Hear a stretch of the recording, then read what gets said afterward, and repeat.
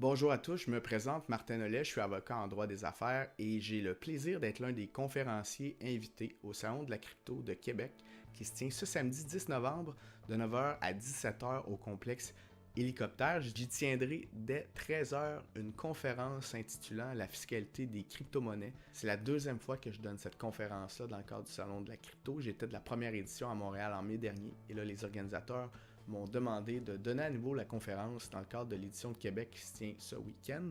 Le but de la vidéo aujourd'hui est simplement de vous introduire cette conférence-là, vous présenter les grandes lignes de ce dont il sera question. Je vous rassure, vous n'avez pas besoin d'être un fiscaliste, un comptable ou un conseiller financier pour assister à cette conférence-là et la comprendre. Elle a vraiment été bâtie dans le but de s'adresser à monsieur, madame, tout le monde. On va vraiment focuser sur le cas typique d'un investisseur, d'un particulier qui fait des transactions en crypto et qui veut développer certains réflexes, qui veut savoir comment la mécanique fiscale fonctionne, quel est le traitement fiscal optimal que je peux espérer lorsque je transige des crypto-monnaies au Canada. Et pour ce faire, ce qu'on va faire, c'est qu'on va débuter la conférence en définissant certains concepts fiscaux de base, juste pour être sûr qu'on se comprenne, qu'on est sur la même longueur d'onde, qu'on a un vocabulaire commun. Et à partir de là, on va se donner des cas théoriques.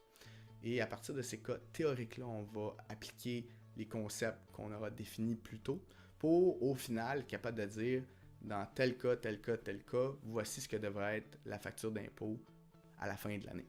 Également, à la toute fin de la conférence, il va être question de la situation de particuliers qui ont généré des gains lors d'années précédentes qui n'ont pas déclaré aux autorités fiscales. Donc, on va voir ensemble ce qui est possible de faire pour régulariser votre dossier auprès des autorités fiscales afin d'éviter les mauvaises surprises dans l'avenir. Et par mauvaise surprise, je parle notamment de pénalités qui pourraient s'appliquer à vous si vous omettez de déclarer vos gains aux autorités fiscales. Petite mention en terminant, étant donné qu'il y a beaucoup de conférenciers au cours de la journée, on a un bloc de temps qui est limité et ça nous oblige à faire des choix lorsqu'on donne une présentation. Donc le choix que j'ai fait, tout comme j'avais fait à Montréal, c'est de parler de la situation des particuliers, qui est la situation la plus commune et qui, à mon avis, est le cas qui est le plus intéressant dans un salon comme le salon de la crypto, étant donné que c'est grand public. Je ne parlerai pas de fiscalité du minage lors de cette conférence-là, mais pour ceux qui sont intéressés à en discuter avec moi, je devrais être présent au salon de 9h à 17h toute la journée. Alors, n'hésitez pas à venir me voir, à me parler de votre situation. On pourra avoir une discussion informelle à ce sujet-là. Je pourrais vous donner mon opinion sur ce qui est de la fiscalité du minage au Québec, mais je vous avertis d'avance, je l'avais dit à Montréal également, dans ce domaine-là, actuellement, il y a beaucoup plus de questions que de réponses.